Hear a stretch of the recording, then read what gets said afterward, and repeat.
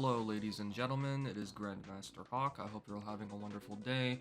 Finally bringing you the Distortion Dash tutorial for Dragon Ball Sparking Zero.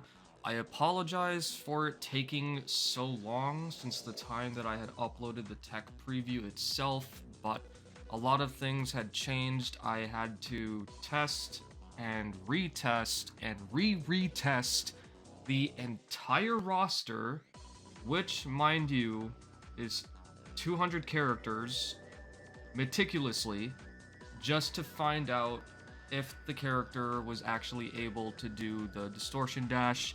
And of course, I was able to cut some corners because with the primary setup for this technique, shotgun users are actually incapable of doing it, but that's just with the primary setup. So I'm going to get into that. Shotgun users technically still can do it, just not with the regular setup. So before we get into the whole guide, probably a lot of you are asking, what exactly is the Distortion Dash? The Distortion Dash is a technique that I found by accident. It is a technique that utilizes the momentum of the step-in barrier to give you a proper or better setup for a super attack.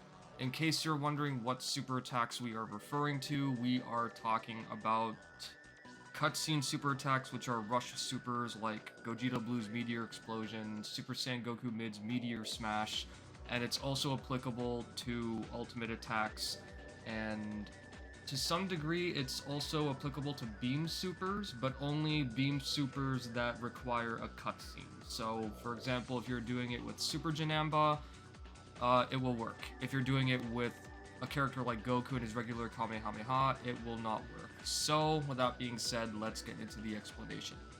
Alright, so before I get into the entire explanation and science behind the Distortion Dash, first I'm just going to use my video to elucidate a detail here as to why I was even pushing the Distortion Dash to begin with.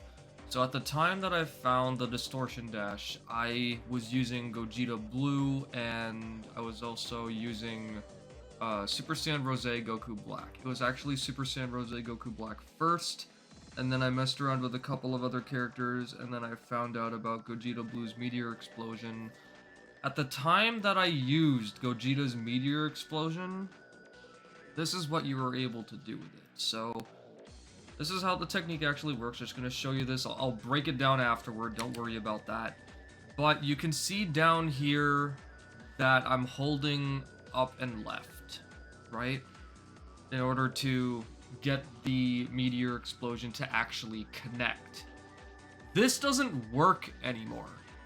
So at the time that I did this, this actually made Meteor Explosion 100% unvanishable.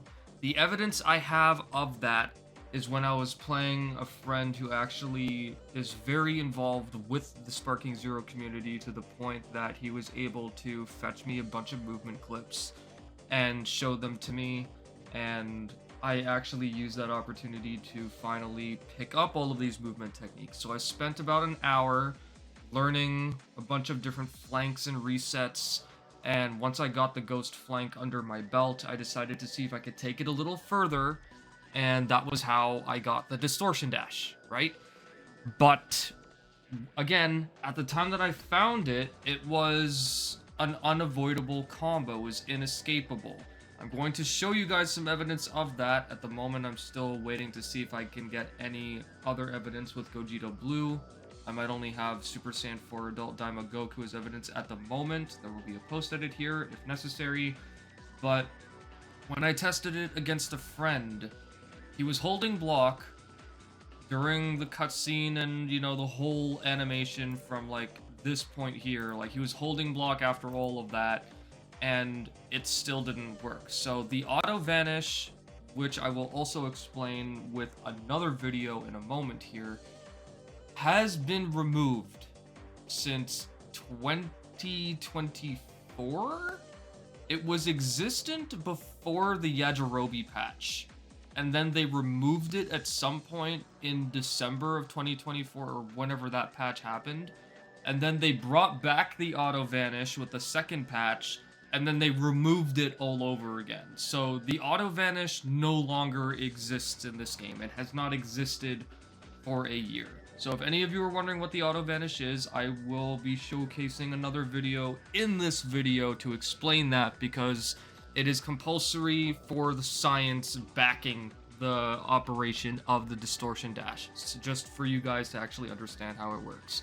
So between the time that I uploaded this and now, Gogeta Blue's Meteor Explosion no longer connects when you use this tech with the primary setup. There is another setup that you can use to place Gogeta Blue over here, which is going to make it like kind of underneath the opponent and also technically in front of them, which is another detail that I'm going to get into. But just so you guys know, at the time that I found this technique, it made very specific supers actually unvanishable. Now it is no longer the case, but there is still another detail that I can elucidate for you, which will still give it plenty of value. As I stated in the previous segment, if I have the evidence, it's already been posted there before this part, so you already know what I'm talking about. What we're going to cover now is -1s to support the unvanishable thing that I just talked about. If you guys don't know what -1s are, we're going to explain it here. This is Jagger1407's video. He is a good friend of mine. He is a German Tenkaichi 2 player. He's done a lot of good videos, which you guys have probably seen at this point. I mean, this video's got almost 100,000 views at this point. So what we're going to do is we're going to go over this video first. That way you guys have an understanding of what I mean by unvanishable. And then we're going to actually get into what the Distortion Dash is, how to do it, yada yada yada. Now, before I start this video, for all the Sparking Zero players watching this, if you know the Ghost Dash, you can skip this. You can just go straight to the next segment where I actually start showing how to do the Distortion Dash, and you can watch the montage. If you're someone who doesn't know how to do the Ghost Dash, or needs to know how to do it, go to these two videos here. One is from DemonJoe, the other one is from another guy named Christian Seda Plays. I have not watched all of the videos on the Ghost Dash. I've watched like maybe 4 or 5 of them, but I feel that DemonJoe and Christian Seda do it the best. So if you're going to learn how to do the Ghost Dash in order to learn how to do the Distortion Dash, I highly recommend that you go watch either Christian Seda's video or DemonJoe's video. Whichever one you guys want, doesn't really matter to me. I support both of them, but you need the Ghost Dash in order to do the Distortion Dash. So with that being said, let's now get into the video. So, when discussing characters in the Tenkaichi series, usually Tenkaichi 3, one mechanic people often mention is so-called -1s, which refer to their supers. Right now, I'm against Vegeta. If we're in close range, he uses the maximum flasher and I hold the guard button in the animation. I will automatically teleport it. The frame that the user gains back control after the animation, let's call it frame 0, is inside the time window to teleport. I'll explain why this is later. But let's go against Android 17. Here, in order to teleport as Powerball, you'll find that this trick doesn't work. In fact, you must press guard before the animation even started. If we consider frame 0 the first frame the defender gets back control, that means this would be frame -1. This is where the name comes from. Of course, the further back you go, the longer the attack will take to get to the opponent. In reality, -1s are a range. The range at which the super has its teleport timing before the animation plays. But the backstep is still a very noticeable indicator for your super. So these so-called -1 setups are basically setups at which you end up outside of the step-in range, so the super is performed without the backstep, but still inside the -1 range.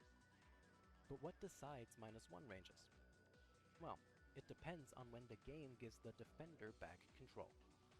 With the maximum flasher, if we take the first frame after the cutscene, so when the camera changes back to gameplay position, and then count the frames until Piccolo starts to guard. The result is 1, 2, 3, 4, 5, 6, 7, and now on the 8th frame, you can see Piccolo's animation change. This means 8 frames after the cutscene ends, the defender gains back control. If we now check when a close range maximum flasher hits us, we're now on the 8th frame after the cutscene and it hasn't hit us yet. Now, our buffered guard input is recognized and the teleport is initiated. Okay, let's do the same procedure with 17's Powerballs. We count the frames after the cutscene that we don't have control. The result is 1, 2, 3, 4, 5, 6, 7, 8, 9, 10, 11, and now on the 12th frame, we see our animation change. We've gained back control. Next, we'll do this at close range again. So here we are on the 12th frame, and as you can see, I've already gotten hit. This means it's impossible for us to teleport the super after the cutscene because it hits us the very frame we gain back control, 1 frame too late. But what is this talk about old Tenkaichi games? Tenkaichi, we have Sparking Zero. How does it work in Sparking Zero? Alright, well, let's choose the exact same characters and see how they've replicated this. So, I throw out a maximum flasher, and here we have the first issue. The defender fades back into the game, so we can't really tell what's happening. What I can tell for sure, though, is that Piccolo's animation only starts to change after he faded back in. You can tell by the transparent frame here that he was still an idol. What you can also tell, and what's most important actually, is that when Piccolo is fully faded in and already starting to guard, Vegeta hasn't even fired his super yet. So the whole auto teleport doesn't work, but you can easily still block it. But what about 17? Well, 17 has the same issue.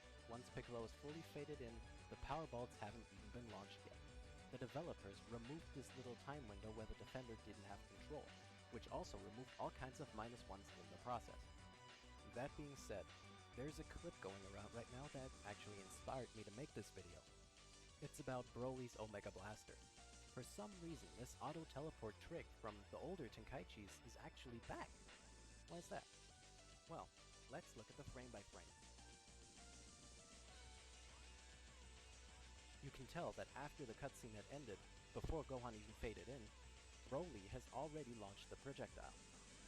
You can tell in this frame that Gohan has now fully faded back in, meaning the player regained control, but the projectile didn't hit yet.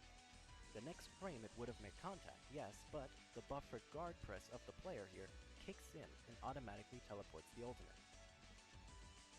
I hope that this will give you a better understanding of why these things work, and why we're saying that this isn't actually new tech, because I feel like this is important to know. Also, show some love for the old games, man. This is crazy depth for a series where roster talk makes up 90% of conversations. Reiterating my ideology behind the Distortion Dash's function here, basically you're trying to get the super attack to land between this frame and this frame. The reason for that is the same as Jagger1407 explained a moment ago. You are in idle frames here. No matter what you're pressing, it's not going to be registered until the next frame, so you are wide open for an attack during these frames, which means it would be completely unvanishable. So the whole purpose behind the movement of the Distortion Dash is to close the gap between you and your opponent, which in turn gives them less frames to vanish your super attack. But that doesn't seem to be the case anymore, at least for the primary function of the Distortion Dash, so I'm going to explain that really quick with Gogeta Blue's Meteor Explosion here. Okay, so back to my Distortion Dash tech preview video. I don't know if, like, someone knew this and just didn't tell me, or they thought I wouldn't listen, or just waiting for me to realize it, or what, which, by the way, that latter half is false, because I already suspected that this might be a thing. So what I'm talking about is, this is the last frame of Gogeta Blue's Meteor Explosion, but this frame, this seems to be the start of active frames. So this frame right here, this is the final frame of Meteor Explosion. This is when you and your character do not have control yet. The game has not given you back control of your character. We go to this frame. This is probably where the HUD starts to come in, and I'm not going to show you guys like an elaborate frame by frame of this in another program that can do it better, because this should still get the point across. But you can see that, like, here's a second frame, this is the third frame, and you can already see that the HUD is coming into view. So I can confirm that my friend did tell me he tried to vanish it manually at the time, and it just didn't work. You guys can say skill issue if you want, because I'm not going to tell you who the friend was. But I did test this meticulously against a couple of other people as well.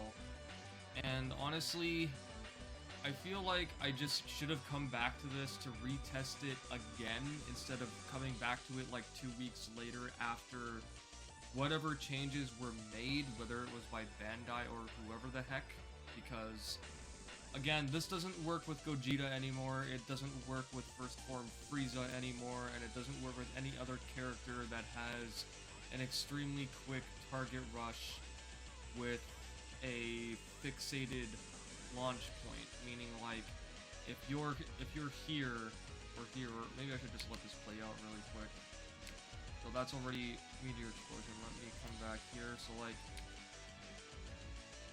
it will no longer connect from here is what I'm saying. So like if you do it perfectly and you're still holding up left, like you can see I am down here, then honestly you're still out of luck, because Meteor Explosion is going to go right past, Punishing Rush is going to go right past, any other move like this is probably going to go right past. I actually can't even remember what the other moves are, but that's the point that I'm trying to make, is that this just doesn't function anymore. So now we can actually move on to how the Distortion Dash actually works, and then the rest of it.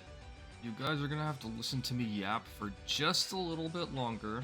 I'm gonna show you the demonstration right here that you're seeing on screen, and then I'm going to actually go through the science of the technique, show you how to do it again with this. But I wanted to show off these two frames here. So I mentioned at the beginning of the video in a caption, not in a voiceover, that the Distortion Dash will make your super attack unblockable. Every single character that's in the montage is a character that can make their super attack unblockable. So this is the last frame of doing the Distortion Dash, and this is the first frame of your super attack starting. So you can see that the difference is basically that the opponent is still in the tumble animation, they haven't quite recovered yet, and between this spot and where they are, they do not have enough time to block. Enjoy the rest of the tutorial. Okay, so for the sake of this guide, we are going to do this on a mod of King's Castle, mainly because I'm sick and tired of looking at Hyperbolic Time Chamber, and I don't want to look at Cell games anymore either. So first, let's just get Goku into the air. To get everyone started, first what we're going to be doing is we're going to be achieving peak momentum. The reason why is because we need to get a fully charged heavy finish off for the primary setup for the Distortion Dash. For those of you that don't know what peak momentum is, or just momentum as a whole, this is me doing a fully charged smash while not having any momentum built up. I get a combo going, and I do it again. My charge speed is now at maximum capacity. So basically, the more momentum you build up through rush attacks, and it only applies to rush attacks, you will be building up momentum in order to do this. The reason why this is relevant is because if you do an uncharged heavy finish, your opponent can recover quickly, whereas if you do a fully charged heavy finish, it takes longer for them to recover. And if you combine this with doing it on peak momentum, you get that out faster, and then you have more time to do the Distortion Dash. So what you're going to be doing is, after you land a fully charged heavy finish, you're going to do a Dragon Dash backwards, and then you're going to do a short dash cancel forward while holding R2 and triangle at the same time. What you want to achieve, actually, is this. you want to achieve the level 2 or medium charged Ki Blast because this gives you the tumble. The reason why is because when your opponent is tumbling like that, they will not be able to guard. They will have to wait until they get out of the tumble animation in order to do any blocking whatsoever.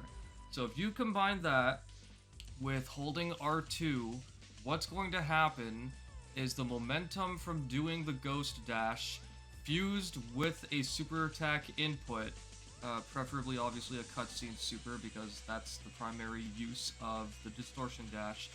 The momentum is going to be carried into the super attack and it's going to carry you forward. If you do it properly, it should look something like this.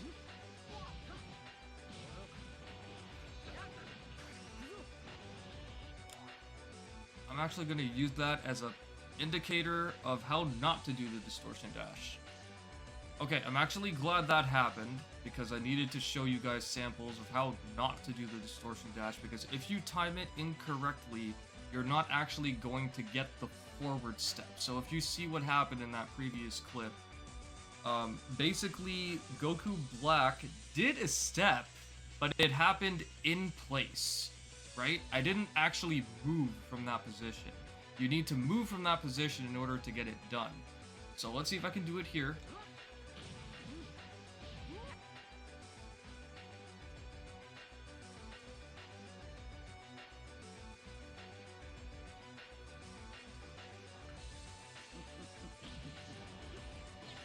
There we go.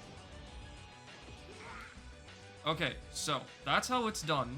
The difference is that when the opponent is set to block, the CPU actually has special auto guard frames. So if you do it with Goku Black or any character that can actually do the Distortion Dash, and you'll see because there is going to be a document available in my server to show you guys every single character that can do it, plus the montage that's going to be right after this, showcasing every character that can do it.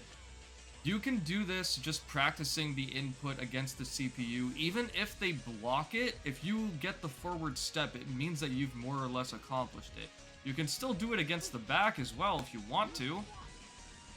And even if you don't get it from the front, or what I mean by that is, like, if you want to practice the input against a guarding opponent, just in case, like, you don't have anyone to play with or don't have anyone to test it with online as well, you can still do this setup from the back. So again, the vanish timing is not going to change because now we know that this combo does not actually land for any character within the first two frames of the fade-in, which is where any combo would basically be unvanishable or inescapable. But if you still manage to do it from the back, then at least you'll get that satisfaction of, hey, I actually managed to do it.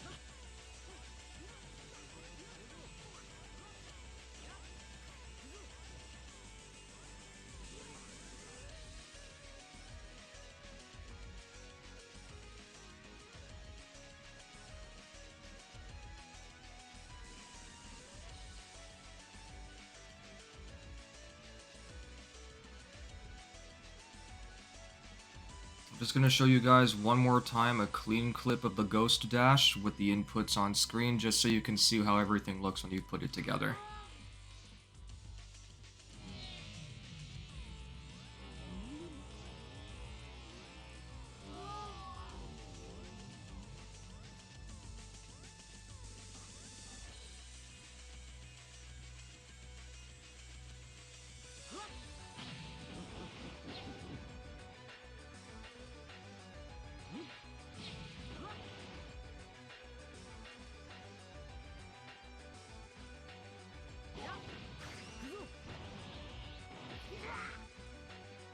Alright, so before I show you guys how to do the Distortion Dash with shotgun users, I do need to explain something really quick.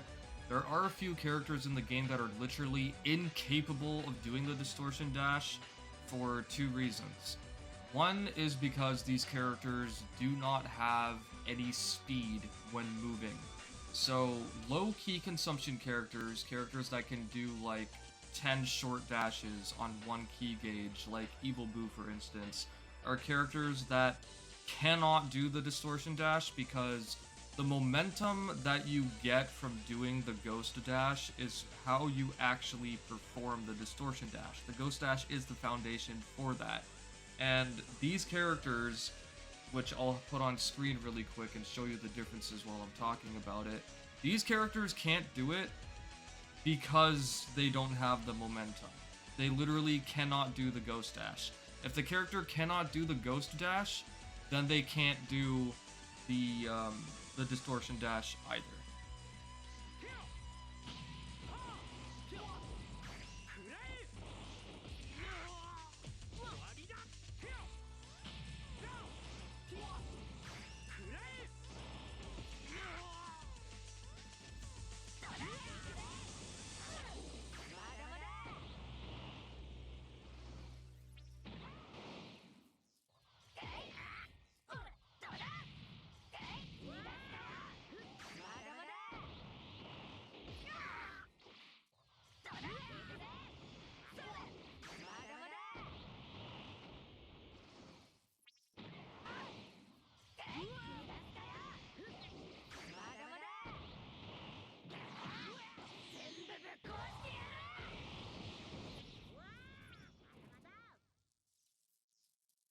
Oh my god, I'm not gonna lie, that took me like a whole 7 minutes of trying to get it to work again because I was trying to do it with Super Saiyan Blue Goku. Nothing was working. And then I tried it with Super Saiyan 4 Gogeta, still nothing was working, so I decided to try Kefla.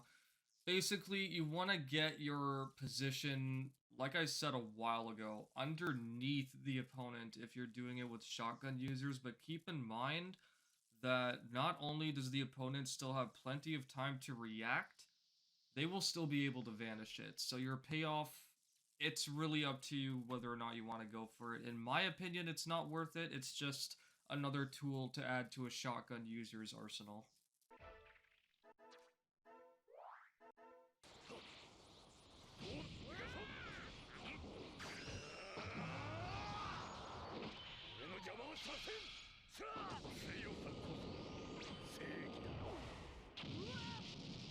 I was not expecting that to work, but now let me see if I can do it with just his regular super attack. Okay, I'm gonna see if I can do it with his regular super now.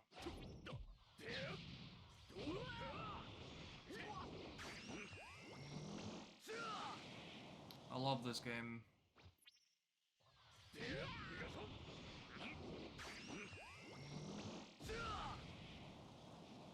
It brushed your toes!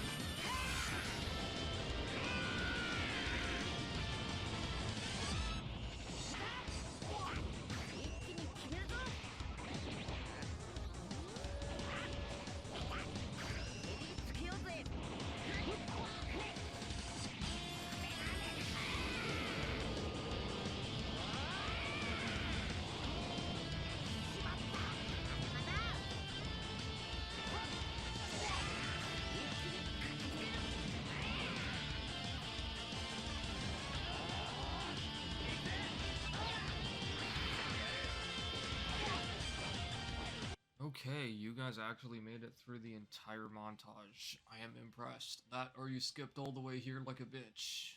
I guess we'll find out where we won't, depending on whether or not you comment below. But this is the shoutouts section, so a lot of you know that I did a Mission 100 stream recently, and I got literally sick of super countering. I don't want to play this game anymore until something is done about super counters and proper movement is implemented, and, you know, other things need to be changed to my liking for me to actually bother taking the game seriously.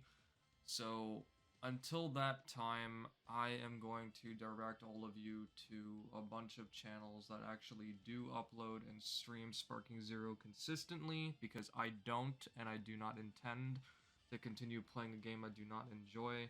I will probably try to play the game like once a month, but I don't know, we'll see. For the time being, I'm just gonna shout out all these creators.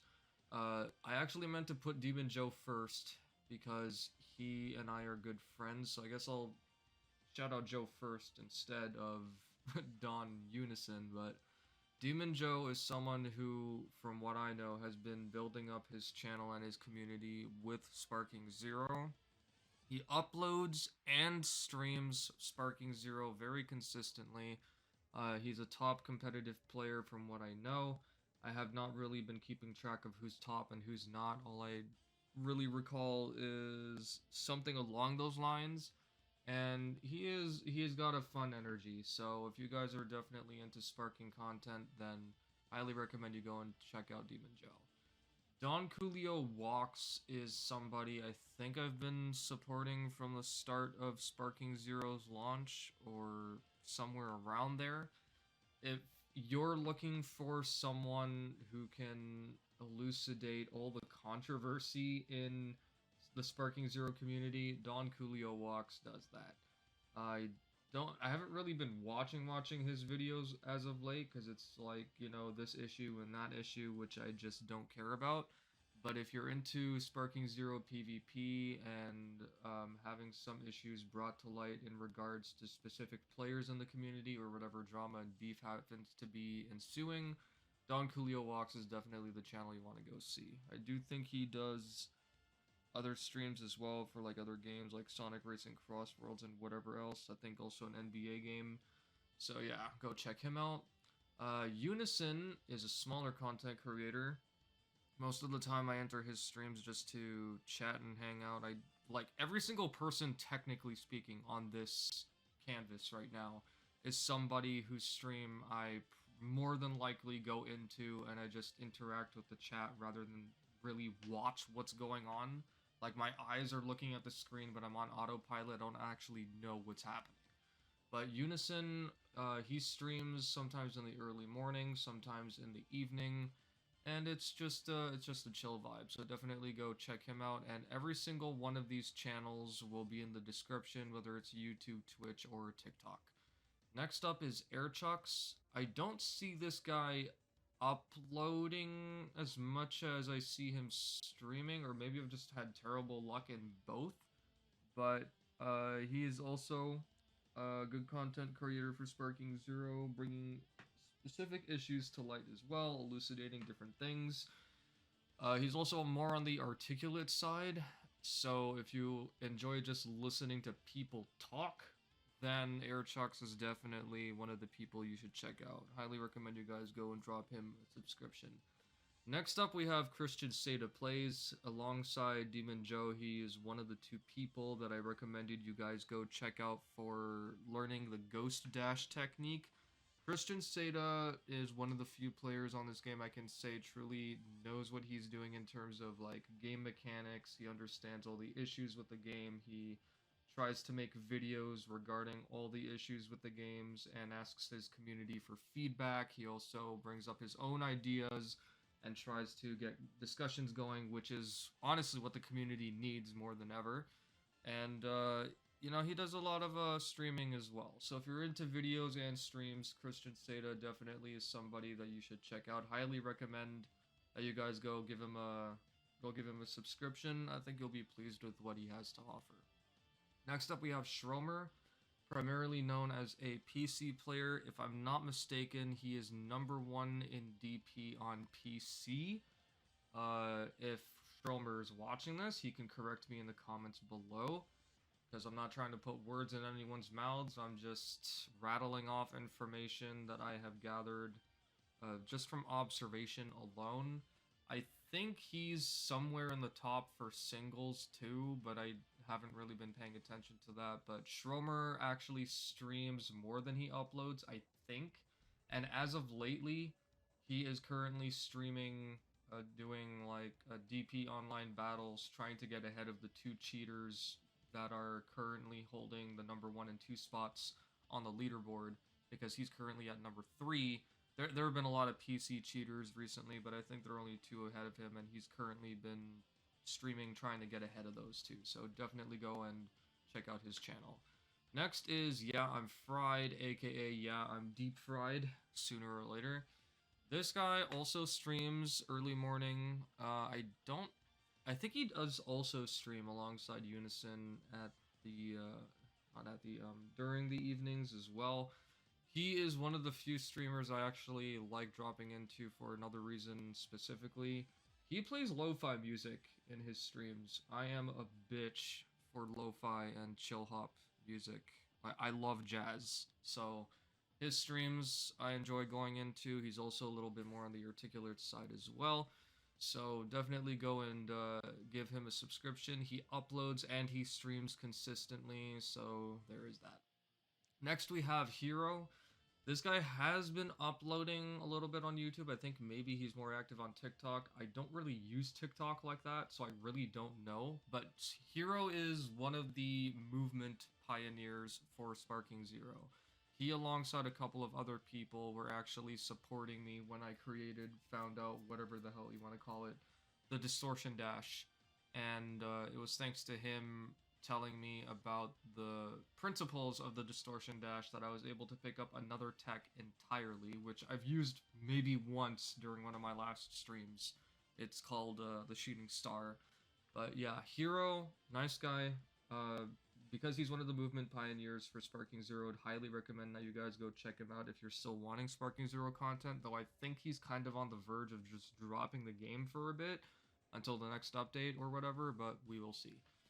King Timmy, this guy is a Kid Buu main primarily. I think he also uses Super Saiyan 2 Kefla. He streams consistently in the evenings for long periods of time, if I'm not mistaken. I don't know about morning, and this is all Eastern Standard Time, by the way. He's got a nice stream layout, pretty chill guy to be around. Unlike me, he's even got some stuff to offer his members for memberships. Not that I don't exactly have anything to offer, it's just that I'm not consistent. I'm like far from that these days, unfortunately. But yeah, highly recommend you guys go check out King Timmy's channel, give him a subscription. Next, we have a guy named Wheeze. I think that's how his name is pronounced. This dude, I think, is supposed to be, and I think I'm using the words supposed to be because I don't actually know for certain, but I believe he is the true #1 Mastered Ultra Instinct player. One of the very few players I actually like watching play this game whenever I can be bothered to pay attention. Like, whenever I pulled up his videos, I'm kind of just, I've got my elbow rested on my on my armrest, and my chin or my cheek is rested against my fist while I'm watching his videos sometimes. And there will be times where I'm like, oh, that was cool. Oh, that was neat. Oh, he really did that. So, like, he actually implements a lot of movement techniques into his fighting style, and he uses them at every nook and cranny you can possibly think of, which is actually why I like watching him. He's very consistent. Personally, I don't even care about watching Mastered Ultra Instinct Goku or many high tiers because everyone just more or less moves the same way with every single character. But this guy, even though he does that, he does it extremely consistently, and he even throws in the Ghost Dash and some flank movements in situations that most people wouldn't do, which is my kind of shit. That's the kind of stuff that I like to do as well. So highly recommend you guys check him out. At the time that I took the screenshot, which was literally a day ago, because this is March 16th, He is currently 70 subscribers away from 1,000, which is crazy to think about. Really shows you how many people actually are still at least watching the game, even if they're not playing it. So that number says a lot. Definitely go check out Weez. DeBotBra is a giant user. If you like giants, I recommend you go check him out. That's really all I can say. I think I've fought DeBotBra like maybe several times during one stream. I can't even remember if it was my own stream or on someone else's stream when they were running lobbies, but I played him and I actually had a lot of fun. Giants are trash on this game currently, but DeBotBra is one of the few people that, like, if you want to watch good giant gameplay or you want to fight against someone and have a good giant fight, DeBotBra is that person that you would watch. So definitely go check him out. Opact has been uploading consistently for a while. I'm gonna be honest, I haven't watched Opact's videos in months. Not for any particular reason other than the fact that, like, I don't really watch people play this game as much anymore because I'm just tired of watching it. Everyone plays the same. Opact, I ended up using his videos for background noise, which is fine because, like, he does commentary in a lot of his stuff. And again, like, so many of the people that are here, most of the time, I just tune in and use them for background noise, listen to them talk, and kind of use, like, the gameplay for ASMR, kind of, if that makes any sense to you. So, Opact is also a fellow Canadian, so definitely go show him some love and support. Next, we have Ambassador Plays. If you guys are involved with the community, you know that this dude and DonCoolioWalks constantly have a back and forth about who's the sweat and who's the casual. Personally, it's very funny to me. I tune into Ambassador Plays' streams once in a while. Can't say I've really watched his videos in some time. Again, it's nothing against him. It's just I'm not watching people as much as I used to. And Ambassador Plays actually is the one person, maybe besides King Timmy, on this entire canvas right now who I can say in confidence uh streams, uploads, and does YouTube shorts. So you're getting the best of all three worlds on YouTube with Ambassador Plays. He does video uploads, he does streams, and he does YouTube shorts. So you're getting all three of those. So if that's what you want, if that's the kind of Sparking Zero content you're going for, definitely recommend that you guys go check him out. Next we have Twitch channels. This guy is Dread. He streams primarily on Twitch. I don't think he uploads on YouTube, but he does have a YouTube channel for the sake of mingling with the YouTube community.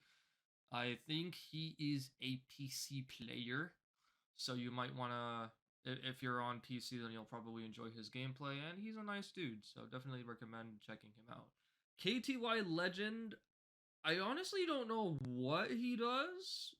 I'm going to be very honest, I don't really watch him much, but I am acquaintances with him. I think maybe he does TikTok more than Twitch or YouTube, because whenever I see him on Twitch, he's not doing much. I only found one channel for him on YouTube. I didn't want to ask him because I wanted this to be a surprise, which is my bad, but I can always update the description if necessary. But KTY Legend, very chill dude. I think from the gameplay I've seen of him, he's also, excuse me, he's also pretty good. So definitely go check him out. Smaller content creator, definitely worth love. Next, we have Denny Smurf. This is a German player, so he's on the European side. One of the few players I've tuned into his streams consistently alongside Don, DemonJoe, and I think Unison and Fried. Denny, I would say that the European community is probably the best place to be in terms of just consistency for gameplay and also the least amount of toxicity, but that's just my opinion. Denny, I got into watching him mainly because he's a boot tanks main. If you guys have been watching my content for a while, you know I love watching boot tanks, and I actually kinda main boot tanks on Tenkaichi 3. I think I was also the first person to set the first super counter record on Sparking Zero, meaning a one-sided super counter chain, and it was with boot tanks. And then, like, in the next couple of weeks, people were like, "Oh, if I run into a Bootex, it's got to be Grandmaster Hog." I don't know how that happened, but where I'm going with that is that Denny Smurf likes to use Boo tanks, and he also uses Boo Han. So definitely recommend checking him out if you guys like Super Boo and are interested in supporting a European player. Next, we have an old Tenkaichi 3 legend, Zacland23. This guy was #1 in Argentina for a time, if I'm not mistaken. I could be totally wrong. If he sees this, Zach, please do correct me in the comments below. I think he's supposed to have more than just 200 followers on Twitch, but yeah. He has been on the grind on Sparking Zero, so definitely go check out Zach. He's as good in Sparking Zero as he was in Tenkaichi 3, so definitely one of the Tenkaichi monsters that we have. Next, we have Timmy Hendrix. This guy. This freaking guy, bro. I'm really not sure where to start. Like, Timmy's not a bad guy, but I'm not really into watching people rage. And Timmy rages a lot. Like, I think on one occasion I actually watched him break a keyboard on stream. And I was like, bro, you can't keep breaking your equipment like that. Like, why? Like, when you get to know him, he's a nice guy, but anyway, he does stream Sparking Zero consistently on Twitch. I think he also runs money matches and stuff, so if that's something that you guys are into, then definitely go drop him a follow and partake if you're into those kind of festivities. Moving on, we have Truly 007, the Dragon Ball James Bond. I think he changed his name from 007 Double Ace to Truly 007. At the time that I took the screenshot, he had 299 followers. I don't know if he's already hit 300 or if he's still yet to do that. Really chill dude. Again, another PC player with some really cool mods. Some of the cooler mods I've seen actually on the game. So if you're into PC playing and mods, then definitely check out 007. I think you guys will have a good time. Next, we have One Hit, and I'm gonna try and remember to bring up two more people's names because I didn't take a screenshot of their channels, mainly because I don't think that they're even playing the game like that currently. One Hit, alike Denny Smurf, is also a European player. I think he's German. I honestly don't remember. I think he is, but definitely, in my opinion, one of the nicer people, one of the better players as well. Very consistent in everything he does. I have come so close to doing videos and streams with both One Hit and Denny, but things just kept coming up one after the other in regards to my mood with Sparking Zero, and I just couldn't be bothered. So maybe with the next update, I'll probably come back if he comes back as well, and I can finally give you guys some content with everyone on the opposite side of the Atlantic Ocean. So we will see how that goes. But definitely go and drop him a follow because I'm sure once the game gets its proper fixes, he'll probably come back and play this game again. I won't because everything that I want for this game is a tall order, and I just don't see it happening unless it happens with Sparking Zero 2, the sequel. Next, we have Reset. All you need to know about this guy is that he sucks at track and field, so go give him a follow. Next is Dr. G SSBM. This guy is a funny man.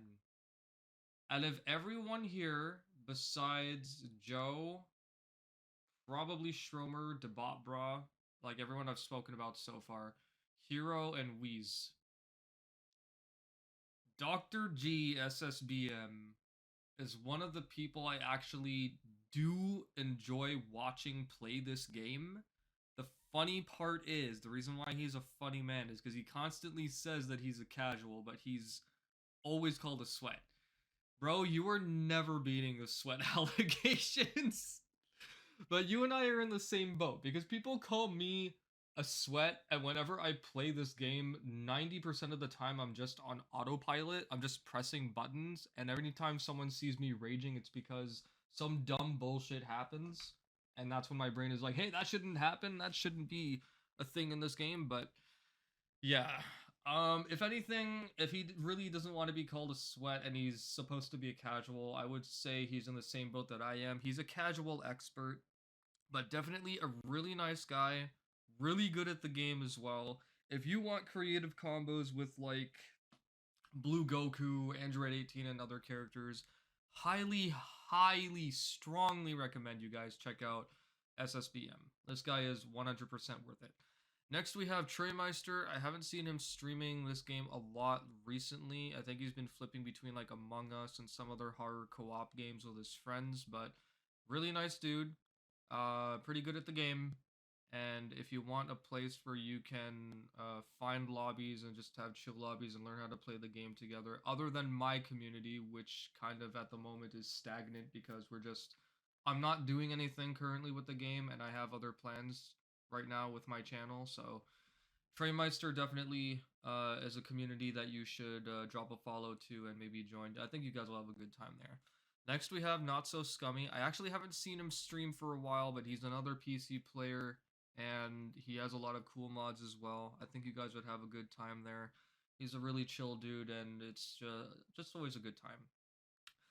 Sky, unofficial Sky, congratulations on the 1,000 followers if you see this, because I did not know that you even hit 1K. The last time I was in your stream, you were somewhere under 900, I think.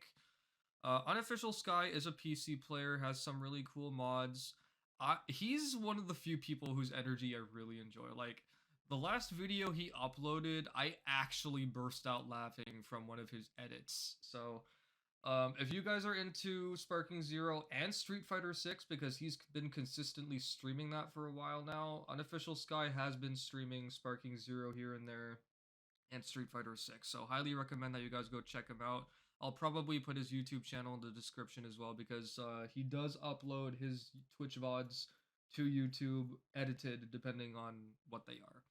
Next we have Atlas Akenworld. This guy's a really chill dude, very open-minded, has I think he's the owner of the BTK4 community, and it's, initially it was full of a lot of idiots. I'm just gonna come right out and say it, but he and the rest of his staff put their foot down and have actually removed every single toxic idiot from that community. So if you guys are looking for a community that you can join and learn to play the game together with others for, definitely go check out the BTK4 community and Atlas. I will drop his Twitch will be in the description. If he has a YouTube channel, it'll be there as well. If any of these guys have like a TikTok and Twitch or YouTube channel that they upload to, I will put all of those in the description horizontally for each person that has it. Next we have Promote. I actually don't know a whole lot about him. He followed me on TikTok first, probably because of my name in Tenkaichi 3. When I came across him, I found out that he's actually one of the better PC players. I think he's a PC player. Yeah, I think he's a PC player. He uploads, I think, decently consistently on TikTok, and I don't know if he's a movement pioneer, but he uses a lot of movement tech. So definitely, if you're into Sparking Zero movement and whatever, check out Promote. I think you'll have a good time. Next, we have actually arguably the reason this video even happened, Mara. When I was looking to pick up all the movement tech in Sparking Zero in late October, early November of 2025, Mara was the person that I reached out to because he and Atlas Akenworld, I know that they actually interact with the community. They, for the most part, they know everybody, or at least that's my impression.